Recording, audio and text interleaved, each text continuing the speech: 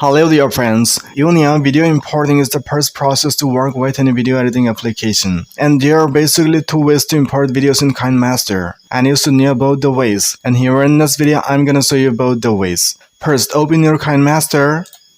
And at the very first, you will see this kind of interface. Now, first thing first, click on create new button here. Now, you need to select the aspect ratio here. First, if you are making a long video like this that you are watching right now, you gotta select 16:9 ratio. And if you're making a YouTube Shorts or TikTok or an Instagram Reels, then you gotta select 9:16 ratio. As here I'm gonna make a long video, so I've selected the first one. And now click on create. It will redirect you to your phone gallery. So select the video file. So I've imported a video file here. So this is the first way to import any footage to your project. See, the footage that we have imported here is called the base footage. And now, if you want to import any footage over this video, that footage will be called as the layer footage. Again, if you want to import another base footage like this, you gotta click on this media option. Again, it will redirect you to your phone gallery. And the importing process of a layer footage is a little bit different from the importing process of a base footage. And now, if you want to import the layer footage over this base footage, first you gotta click on this layer option here. Now, click on media.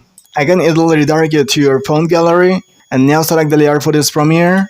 So I've selected the footage. See, this is the base footage and this is the layer footage. And if you want, you can move the layer footage over the base footage like this. And if you want, you can increase or decrease the size of the layer footage too, like this. Okay? So these are the two ways to import footages on Kinemaster. And if you want more that's kind of helpful and informative videos on Kinemaster, then do subscribe to the channel right now. So see you soon in the next video with another helpful content like this. Till then, thank you. Bye-bye.